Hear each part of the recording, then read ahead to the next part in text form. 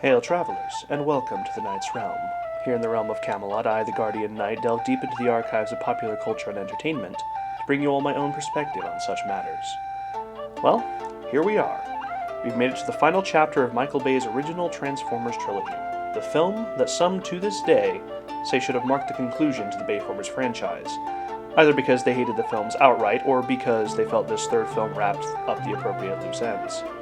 Dark of the Moon is a vastly superior film to its predecessor, with an intriguing central plot and arguably the best action scenes in the film series. However, it is still heavily flawed. I had forgotten just how flawed it was in my most recent rewatch, expecting this to be a less intensive rewrite. And while it certainly won't be as long as Revenge of the Fallen, it will likely be longer than the first one. The central premise does still hold up, but the composition and execution of said premise leaves much to be desired. Additionally, I found myself not liking certain character arcs, especially for the villains, and noticing that the timeline of events made little to no sense. This was also when Optimus fully crossed the line from battle-hardened soldier into rage-filled psychopath, a change that we saw glimpses of in his final fight against the Fallen in the previous movie, and he only gets worse from here. Now, to note, this is war. I expect casualties. What I don't expect from the hero who is supposed to be, in the words of Larry Cullen, strong enough to be gentle, is butchery and brutality. It is a slap in the face to Prime's legacy, to Peter Cullen, and to the franchise as a whole. And yet the film is not a total dud. And with these rewrites, I think we can bring out the masterpiece this film was meant to be. With all that being said, join me as we venture deep beneath the castle and begin our quest. As is tradition, we begin with an Optimus Prime narration intercut with a prologue. This prologue won't be too dissimilar to the one in the actual movie, as the major changes to Sentinel's character will come later. The two main changes will be the name of the ship, the Xantium, instead of the Ark, giving Sentinel's ship the name the Autobot ship had in the film, as Optimus and his crew had arrived on board the Ark back in the first movie, a plot point that will be relevant later. And the second change will be in Sentinel's crew. Instead of them being nameless bots who just die, there will be 3 notable members. The true inventor of the space bridge pillars, Wheeljack, the financier of the project, Mirage, and security chief, Chromia. As in his original Generation 1 bio, Mirage is the Cybertronian equivalent of a billionaire.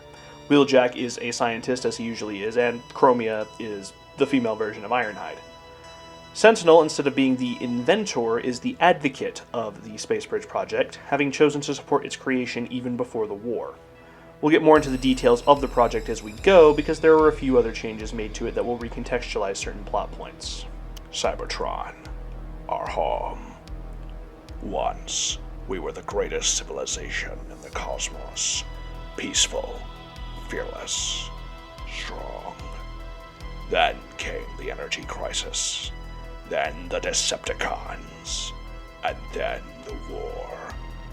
Our most brilliant scientists conducted numerous efforts to restore a steady supply of energon to our planet. But only one endeavor succeeded. Aboard a ship known as the Xantium, the great Sentinel Prime, leader of the Autobots before me, bore a technology that, if used properly, could save Cybertron. But Megatron sought this technology for himself. The Xantium was pursued across the galaxy, until it, and the Decepticon ships that pursued, vanished among the stars, never to be seen again. Until now. Now here is our first big change. In the film, Sentinel's ship crashed on the moon in the 1960s. However, that doesn't make much sense, as Optimus was in command when the Allspark was shot into space, and Megatron had been frozen for 10,000 years in the original continuity. I, of course, shortened that to 1,000 years, but even that is an astronomical difference in time between Megatron and Sentinel's disappearances. So instead, Sentinel's ship will crash on the moon some few centuries before Megatron's arrival on Earth. And what triggers NASA's search for it will be satellite imagery, not the impact itself. And those decon ships that followed, they'll crash on the moon as well. Keep those in mind for later. With that change aside, the Apollo 11 scene will be mostly identical to how it was in the original film. Now here is where the movie's first real problem begins. we have that amazing opening, probably the best in the series, with Neil Armstrong and Buzz Aldrin discovering Sentinel's ship. It is amazing. I personally think that the Cybertron scene I added to the first movie is better, though that could just be arrogance on my part. But then what do we cut to once the prologue wraps up? A shot of Carly's backside. Look, Rosie Huntington is gorgeous in this film, do not get me wrong, but really?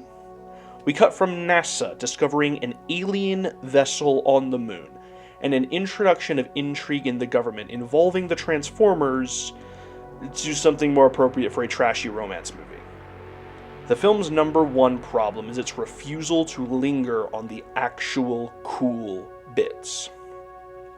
We get the prologue, then Sam and Carly's domestic life, then the Autobots hunting the Decepticons, then Sam looking for a job, then Optimus confronting Director Meering about the ship piece, then Sam working at his job, and so on and so on and so on. We get some really cool Transformers scenes, but they aren't allowed to breathe before we cut back to gratuitous and cringy human-centric scenes. The Autobots are not in this film enough, and neither is Megatron, which is a pretty major problem. What scenes we do get with the robots are amazing. We just don't get a lot. Even the finale, the best part of the film, is mostly the military versus the Decepticons, and it ends up feeling more like Independence Day than Transformers. Optimus spends half of the final fight either off-screen or tangled in wires, and the other bots get captured off-screen at one point. I am not here for discount G.I. Joe versus aliens. I am here for aliens versus aliens, with some humans to the side. I'm sounding like a broken record at this point in my rewrites, so I'll just move on. Instead of cutting away after the prologue, and then continuing Optimus' monologue after a few Sam scenes, we jump right into the next part of Optimus' narration, told over a montage of Autobots and Nest forces storming suspected Decepticon hideouts. Though we have tried to live in secret, the events in the Nevada desert and the Giza Plateau have not gone wholly unnoticed. We have yet to be fully exposed to the world. However, we know it is only a matter of time before our presence becomes common knowledge to Earth's inhabitants, and the actions of the Decepticons have not helped matters. Megatron has not been seen since the battle with the Fallen, but his agents are everywhere. With the help of our allies at Nest, we Autobots scour the planet for signs of our enemy, hoping to learn of his next move before it's too late. At the end of the montage, a scene shows a Nest agent emerging from a car in Ukraine and being greeted by Consul Alexei Voshkod. In the original film, this agent was Colonel Will Lennox. However, we're tweaking it a bit here. Agent Witwicky, it's pleasure to make your acquaintance. The agent turns to reveal himself as Sam, dressed to the nines like a proper government agent. In the original film, Sam's story was heavily divorced from the Autobot plot, where in the prior two they were tightly knit from early on. It wasn't until Laserbeak killed Jerry Wang that Sam actually began to play a part in the main plot. Though we do later learn that Dylan Gould is the reason he got his job, unfortunately this revelation does little to excuse the absolute bloat of Sam's plotline and the utter lack of impactful Autobot-centric scenes. So to avoid that bloat and keep the story on track, we're making Sam a government agent, which, honestly, why wasn't he in the original film? The writers seem to want Sam to be capable by Dark of the Moon. I mean, they have him kill Starscream. I will not be doing that.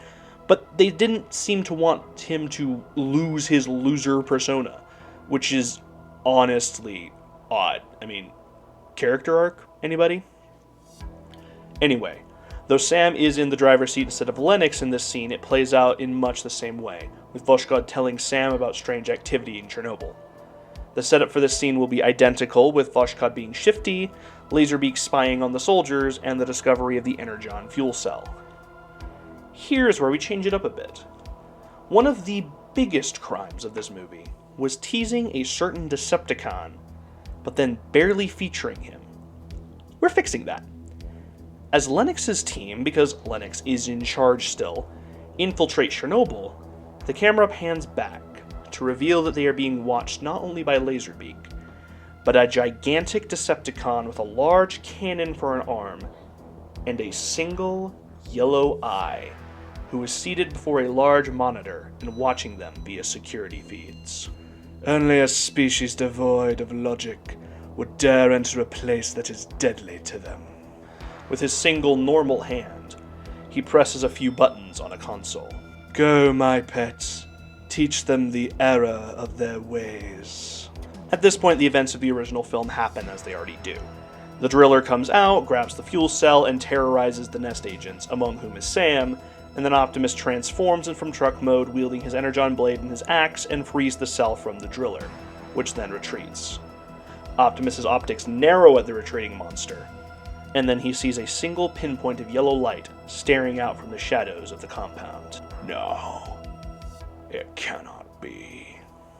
Optimus. Cloud-filtered sunlight gleams off the violet exoskeleton of Shockwave as he emerges from his hiding spot. Optimus brandishes his weapons at the Decepticon scientist.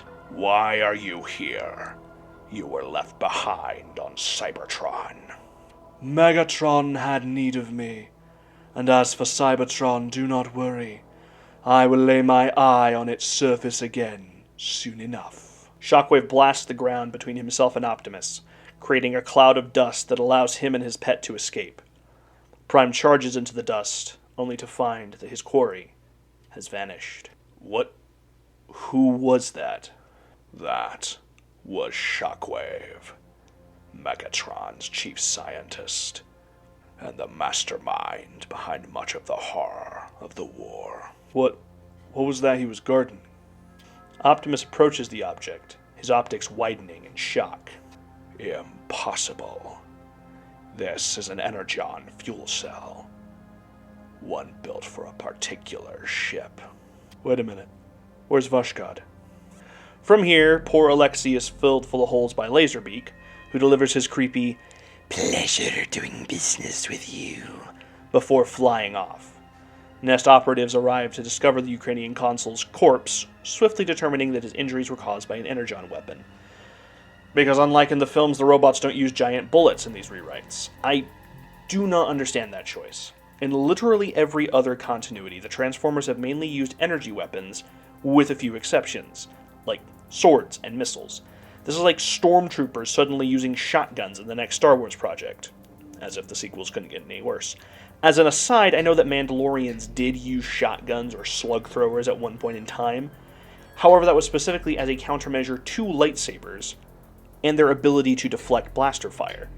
Of course, the slugs ended up being melted by the lightsabers, so the Mandos switched to flamethrowers. But this isn't Star Wars, it's Transformers. However, the point stands.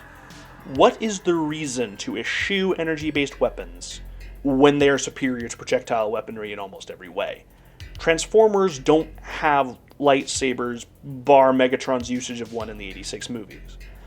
Blaster reflection is not something that is prevalent in this franchise. Of course, bullets are able to hurt Transformers in these films too, so I guess Bay's got a thing for slugs. In the words of Sidney Prescott, not in my movie. Now, much like Revenge of the Fallen, the exclusion of any form of Sam subplot allows for the story to remain unbroken. We will have a few scenes with Sam and Carly in a bit in order to introduce our main human antagonist, but I'd much rather stick with the Cybertronians for now. However, I will introduce a bot-to-con transition and pan over to the Decepticons. Megatron is introduced rather late in the original movie, and rather pathetically. Dark of the Moon Megatron is a Megatron at his lowest point. He's lost his master, suffered severe injuries, and is tired of the war. While that was a compelling character arc that was unfortunately butchered by the original ending being leaked and the reshoots being awful, that's not the position that this Megs finds himself in. Sure, he's lost his warship, but he's still got most of his troops, and there are other ways to get around. No, this is not a Megatron who is tired of the war. This is a Megatron who is prepared to end the war. He has concocted his most diabolical scheme yet, and now all he needs to do is wait for the final piece to fall into place. So we pan over to Laserbeak, who is flying over sub-Saharan Africa. He nears a cliff face which turns out to be a hologram. Beneath the hologram is a metal fortress that is currently under construction by worker-class Vehicons. We pan through the fortress with a literal bird's-eye view, taking in the activities of various Decepticons, both named and nameless. At the center of the fortress is a great throne in the shape of a Decepticon insignia, and atop the throne is Megatron, who looks up to see the faithful Spy Condor returning. Ah, welcome, Laserbeak. Laserbeak perches on Megatron's arm. The operative has been terminated, my lord. Excellent. Unlike some of my other warriors, you never fail me. At that jab, the camera focuses on Starscream, who has been lurking in the background. Screamer's looking a little worse for wear, with scars marring his chassis. It seems that Megatron's threat at the end of the last rewrite was not an empty one. Starscream clenches his fist and bares his teeth at Megatron's comment, but does not do anything else. Soundwave emerges from the shadow, and Laserbeak flies to perch on his shoulder. Megatron, Shockwave is reporting. Display him, Soundwave. A hologram of Shockwave flickers into being. Lord Megatron. Shockwave, my loyal second in command. Starscream growls under his breath. I'm sorry, have you something to add, Starscream? No, Lord Megatron. He bows low. He appears to have been thoroughly cowed. Megatron turns back to Shockwave. What news, my faithful servant? The Autobots have taken the bait, Lord Megatron, and the pieces are all in place.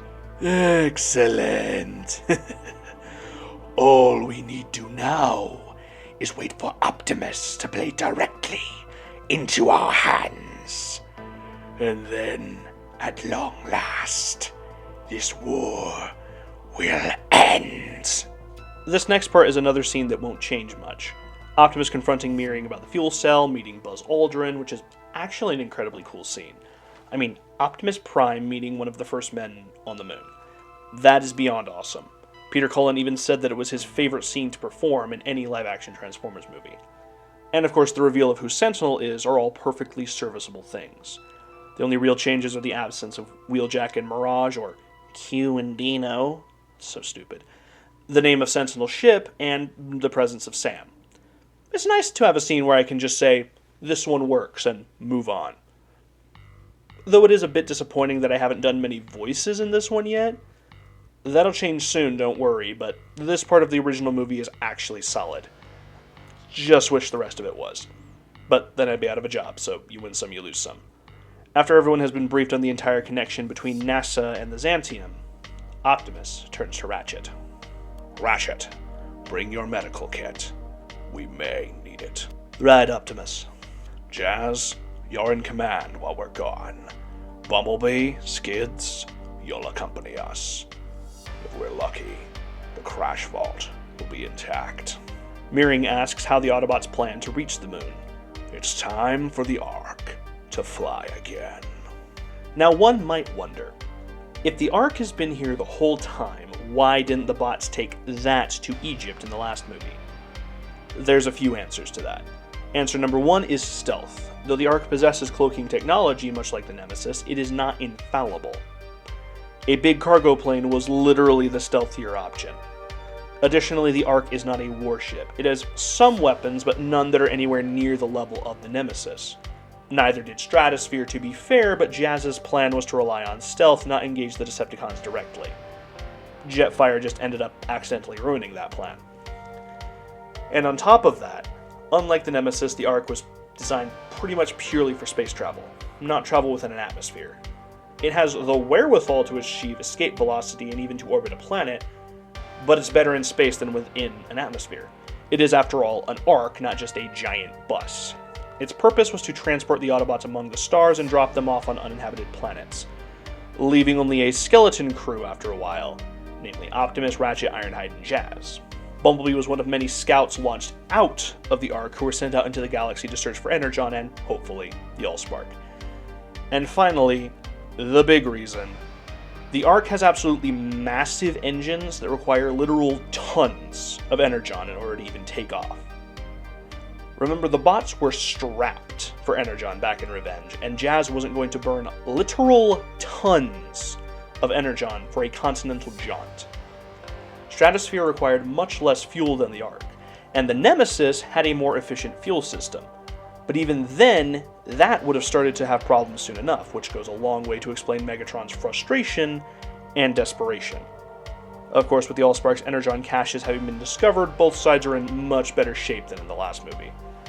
Still not completely out of the woods, and certainly not in good enough shape to restore Cybertron, but they aren't in crisis mode anymore. Remember, the Allspark was perpetual energy. It was intended to give life originally, not generate Energon, but its dispersal caused its energy to transform and essentially seed the Earth with Energon. A lot of Energon. And yes, some has been found by humans. Again, relevant later. Specifically in Age of Extinction. Energon is a much better MacGuffin than friggin' Transformium, if I do say so myself. And I do, because I'm the only one here. Of course, that raises the question of how the other Autobots arrived. Easy. Transport pods, like in Bumblebee. Nowhere near as capable as the Ark, but effective for transporting 1 or 2 bots at a time. However, for this mission, which is a retrieval mission, Optimus considers the Ark the most viable option. Especially since Sentinel is his mentor, and Optimus is suffering from a bit of imposter syndrome as leader of the Autobots.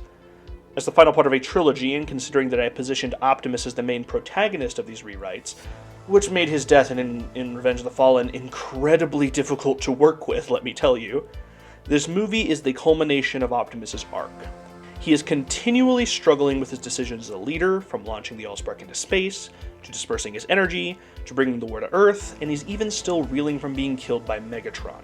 His absence left a massive hole in the Autobot cause, and while the others see that as him being vital to the cause, he sees it as a failure on his part. He's not G1 Season 3 Rodimus level of doubting himself, but thousands of years of ceaseless war have taken their toll. A small part of him hopes that Sentinel can either guide him, or if he proves a lost cause, retake leadership of the Autobots. Of course, if the responsibility remains on his shoulders, Optimus will not shirk from bearing it, even if he doubts that he's the best bot for the job. Which he is, objectively. But even legends doubt themselves sometimes. As the Autobots prepare the Ark, Sam gets a phone call from Carly. Where Sam got a job at Nest following Revenge, Carly decided to help the Autobots' efforts in another way, by putting her MIT education to good use as part of a science firm run by philanthropist Dylan Gould. Carly's talents rest less in guns and covert tactics and more in invention and brainstorming. The firm does technically work with Nest, but the exact nature of Nest's operation is classified. All the company knows is that it's a government agent with ties to the military, Homeland, or rather, Homeworld, security, and NASA. Carly tells Sam that she's getting off work soon to meet her at the office. Sam says he's on his way. As he signs out, he runs into Chip, who is still working for Nest. Chip and Sam have become good friends since Sam joined, though they already had the beginnings of a friendship due to the events of the first movie. Chip and Sam exchange a few words before now Agent Witwicky departs. The final preparations are made on the Ark, and Optimus, Bumblebee, Ratchet, and Skids take off into the atmosphere. As they achieve escape velocity, Bumblebee turns to Optimus, whose eyes are fixed on the view screen. Do you think Sentinel survived the crash, Optimus? It is my one hope that he did, Bumblebee. Now, more than ever, the Autobots need my old mentor's wisdom. It's my one hope that Wheeljack and his pillars survived. With technology like that, we could find enough energon to restore Cybertron in less than a human lifespan. Indeed, Ratchet. The Omega Bridge is valuable, but it is the lives of its creator and its advocate that most concern me. With Wheeljack's knowledge and Sentinel's guidance, we Autobots will gain a much-needed advantage. Not to mention the return of friends, thought long since gone. True. I'd forgotten how close you and Sentinel Prime were. I don't remember the days of Sentinel Prime very well. What was he like? He was the greatest leader Cybertron had seen since the Golden Age. The camera zooms in on Optimus's optic, and we enter a flashback set long before the war. A young bot bearing Optimus Prime's color scheme enters the council chambers in the city of Iacon. As he enters, council is already in session.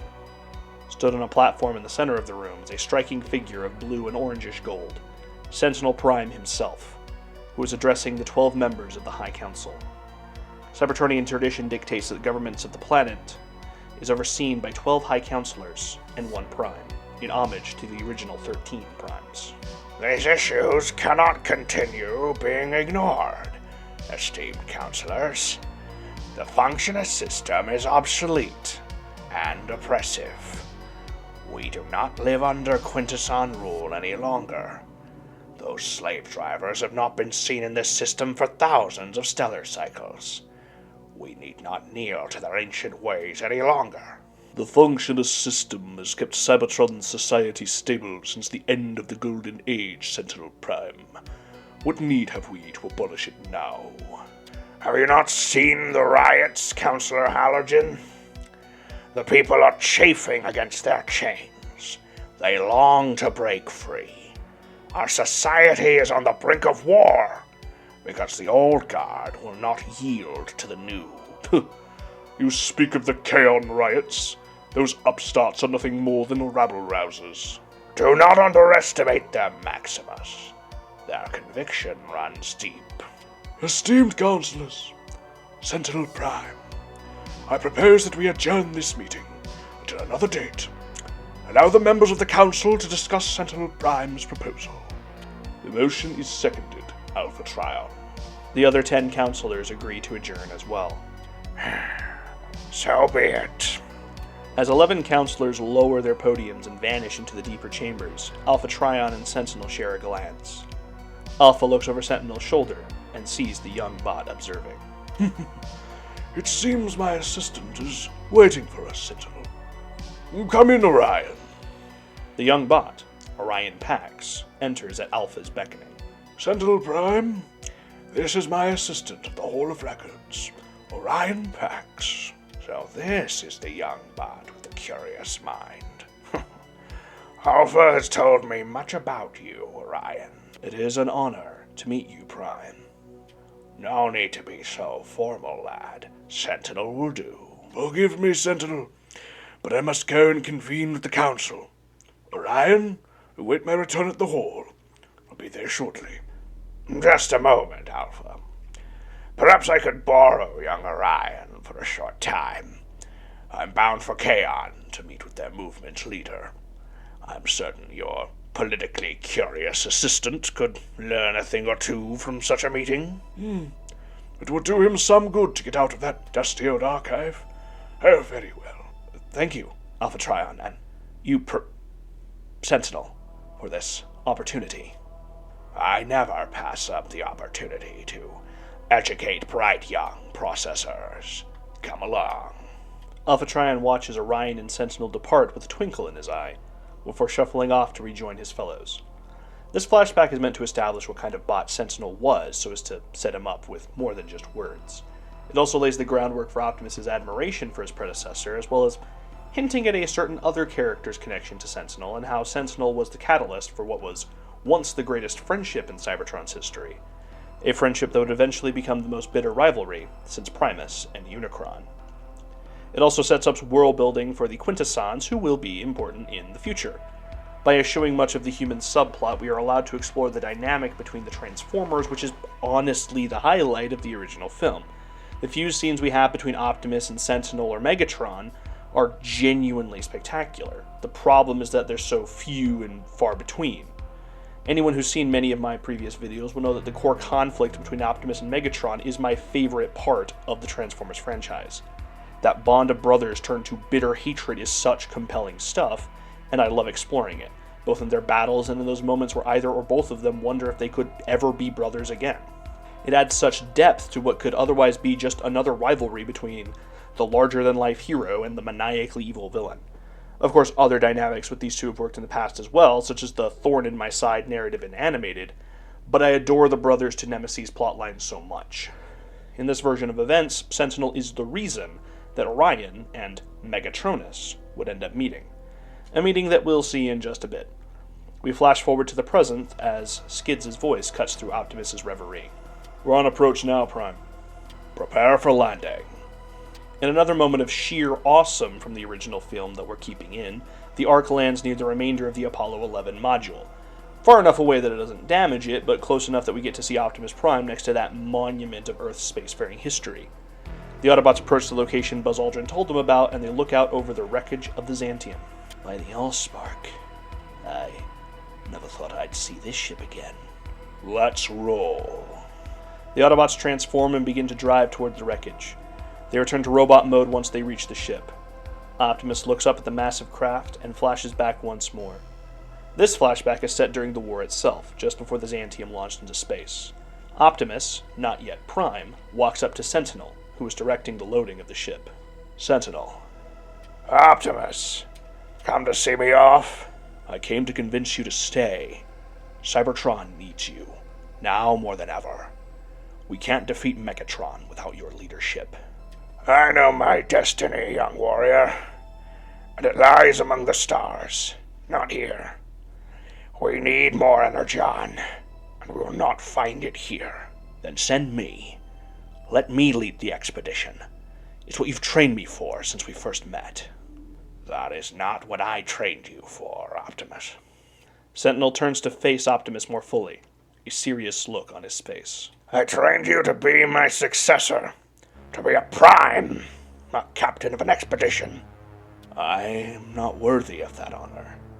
I'm just an archivist playing at being a soldier. Optimus, fate rarely calls upon us at a moment of our choosing. You are worthy. You are the worthiest bot I've ever known. Sentinel opens up his spark chamber and pulls out the matrix of leadership. I leave Cybertron in your hands. Sentinel, arise, Optimus Prime. Embrace your destiny. Optimus stares at the matrix for a moment. Fear, hesitation, and insecurity filling his eyes. But responsibility overwhelms these emotions, and he takes the matrix. As he does, it glows at his touch. His hands shaking, he grips the handles. He looks up at Sentinel, who nods. As Optimus opens the matrix, he's bathed in blue light. When the light fades, he stands as tall as Sentinel. I will accept this burden, with all that I am. I can think of no more capable hands to leave Cybertron in. Farewell, Optimus Prime. Farewell, Sentinel Prime. Till all are one. Till all are one. Sentinel boards the Xantium, and the ship prepares to take off. Optimus Prime steps back to watch as his mentor flies off into the distance. He's filled with hope and with sorrow as the Xantium soars away. His emotions are replaced by horror as a squadron of Decepticon ships open fire on Sentinel. The Autobots scramble to man Iacon's defense guns, but they're too late. The scene from the opening plays out, just from Optimus's ground perspective. As the Xantium vanish in what seems to be a ball of fire, Optimus clenches his fist. I will not fail you, old friend. This I vow, with all my spark. While I personally prefer Optimus receiving the Matrix from Primus himself, like in War for Cybertron, I feel like this passing of the torch moment fits for this modified Bayverse Optimus and Sentinel story. Remember, this isn't my ideal Transformers story, this is the Bayformers story, but hopefully better. Anyway, the flashback ends, and Optimus steps into the wreckage of the Xantium. As in the original film, they find the crash vault intact, together with 3 stasis pods. Contained within the pods are Wheeljack, Mirage, and Security Chief, Chromia. Only 5 pillars are present, but Optimus is more concerned with getting the on-ice Autobots back to Earth. Let's get you home, old friend. From there, we cut to Sam arriving at Carly's workplace. This scene is a combination of the scene with Sam working in the office and the first meeting between Sam and Dylan Gould in the original movie, just condensed into a single scene and eschewing the cringe-inducing humor. Among the employees at Gould International is Dr. Jerry Wang, who I will not be making into an awful and unfunny stereotype, but instead into a seemingly jumpy scientist who watches Sam the entire time. But again, not in the creepy way he did in the original film. Dylan is incredibly charismatic, but obviously has a thing for Carly, which rubs Sam the wrong way. It comes across less as jealous boyfriend syndrome here, though, and more of reasonable dislike of someone hitting on your partner. Carly finds Dylan harmless, however, and does accuse Sam of being jealous. She's wrong, but our heroes need flaws, people. Before Sam and Carly leave, Sam is stopped by Dr. Wang, who cryptically implies that he knows who Sam is, hinting at Hoover and the pyramids. Sam brushes him off, saying he should stay off conspiracy sites. Wang causes him to pause in his tracks when he mentions Apollo 11, though, and what they found in the dark of the moon. Sam tries to brush it off, but realizes that Jerry knows too much to have simply come across a leaked picture from Egypt or Nevada. Dr. Wang says that he has information concerning Sam's giant metal friends, and to meet him before the week is up. Otherwise, it'll be too late. For me, for you, for humankind. We cut back to the Decepticon fortress, where Soundwave is monitoring the Ark's return trip. Megatron, Autobot ship re-entering atmosphere. 4 additional energy signatures are aboard. And 2 signatures match those of the scientist Wheeljack and Sentinel Prime. excellent. Yes. Very good. Megatron leans back in his throne and enters a reverie of his own, flashing back to his own life before the war. This scene takes place on the same day as the first flashback, less than an hour later. We see Sentinel Prime and Orion Pax arriving at the Pits of Kaon. They are allowed into the amphitheater and sit among the throngs of bots cheering on the pit fighters. Orion glances around at the myriad of Cybertronians. Where is he? Oh, trust me. You won't be able to miss him. One of the bots in the pits takes out his opponent, who is far smaller and weaker than he is. This particular pit fighter is an absolute hulk of a robot wielding a wickedly curved sword. He possesses a green and orange color scheme and wears a mask that looks somewhat like a skull. Oh yes, folks, it's him. Oh, bold though Crankcase may have been, he proved no match for the master of Metallicato, Bludgeon!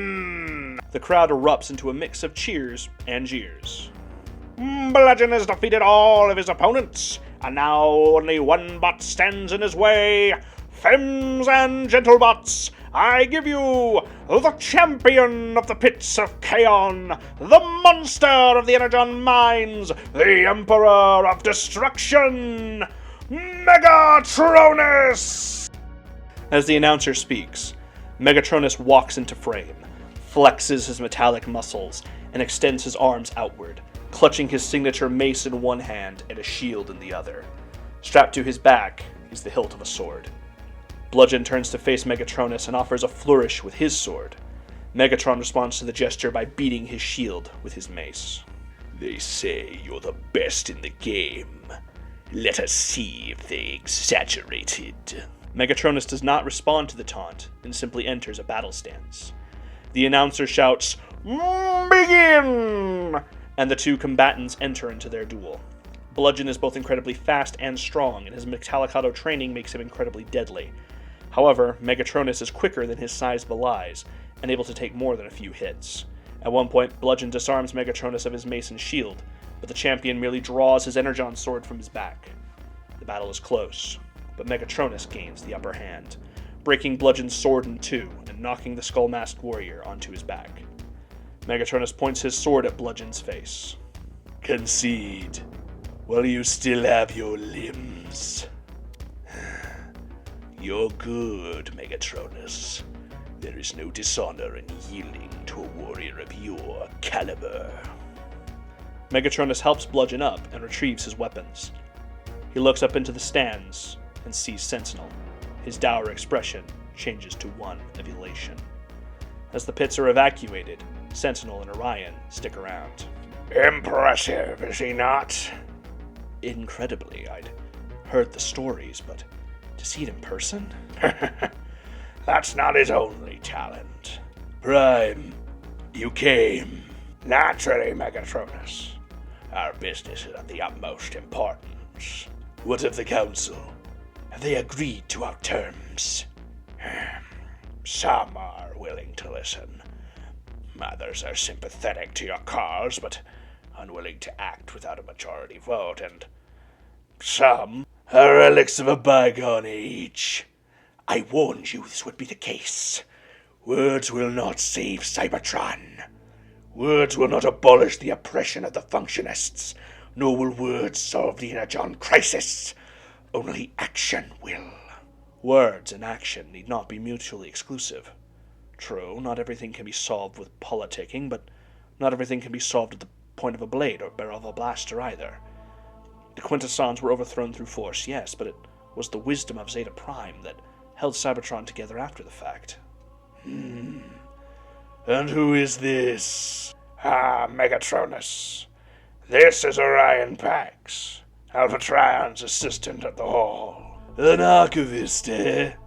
That explains the history lesson. Orion was eager to meet you, to learn more about the movement. Oh? Do you seek to join our cause, Orion Pax? I seek a Cybertron at peace, one where bots are free to live as they wish, not constrained by the dogma of functionism or any other philosophy. A return to the Golden Age, where the Primes and the Council guided Cybertron, not ruled over it. An idealist, then? Good. So am I. Come, Orion Pax. Allow me to tell you of my movements. Megatron returns to the present and sighs. He is still dealing with complicated emotions surrounding Optimus, but his conviction to end the war once and for all supersedes all else. The time has come, Soundwave. Send out the order. Purge the operatives. As you command, Megatron.